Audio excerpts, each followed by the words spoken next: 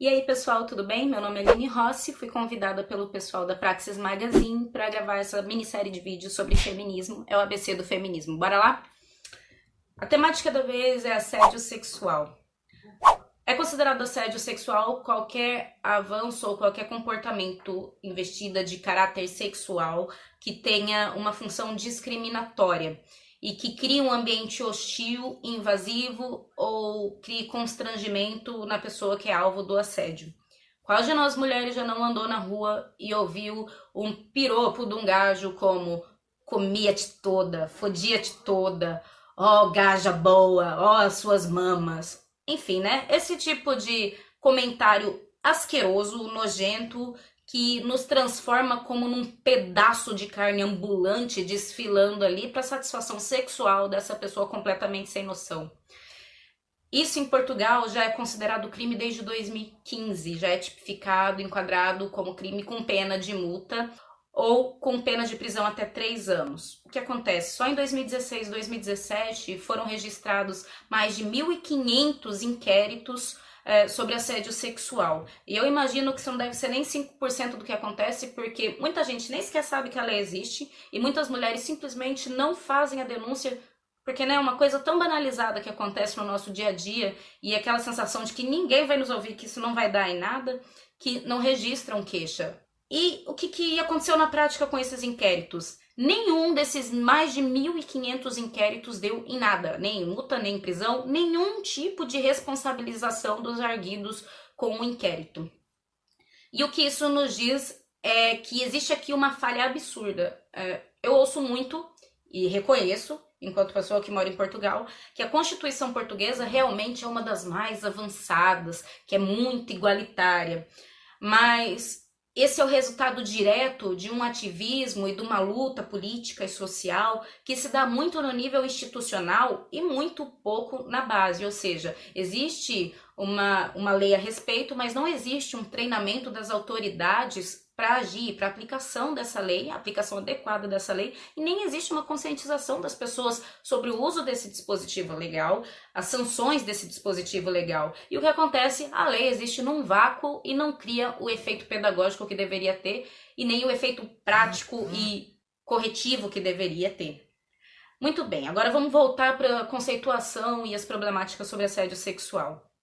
Eu sei que muita gente não vai gostar da comparação que eu vou fazer. Quem achar ruim, registra aí no livro de reclamações ou marca um dia pra gente sair no soco, pode ser? Eu acho que o assédio sexual na rua, ou no ambiente de trabalho, ou em qualquer tipo de ambiente, porque ele acontece em todo lado na nossa vida, inclusive dentro da própria família, ele tem uma função muito parecida com aquelas bandeirinhas, sabe, que Hitler colocava durante o seu regime na Alemanha nazista por tudo quanto é canto da rua. Se você for buscar vídeos, imagens, ou se você conhece alguém que viveu na Alemanha nazista ainda, você verá que tinha bandeirinhas colocadas a cada metro quadrado, era uma do lado da outra o tempo todo, em todo lado da rua. E o que isso fazia? Isso criava uma noção de onipresença do regime, isso criava uma sensação de vigilância, um peso mental, emocional, não é? Que estava ali sobre você o tempo todo. Onde você ia, o regime estava também. E o assédio sexual no espaço público tem essa mesma função. Ele te lembra o tempo todo que você está sendo vigiada, que você é o tempo todo sexualizada, objetificada. Você tem noção o tempo todo de que existe uma hierarquia, de que existe ali uma discriminação sexual em relação a você, de que seu corpo está sendo observado e que você pode ser diminuída o tempo todo. Não faz muito tempo, a rua não era um espaço de mulheres. As mulheres não iam muito para cafés, as mulheres não iam muito para restaurantes, não circulavam muito por aí, porque a rua era um espaço masculino. Ainda hoje, você vê dentro do movimento feminista se falar como uma ação política em ocupar espaços masculinizados. Bom, se um espaço não requer determinada identificação de gênero ou determinado órgão sexual para você estar presente, então o que significa um espaço masculinizado, né? É um espaço que é ocupado só por homens. E por que isso representa um risco para as mulheres?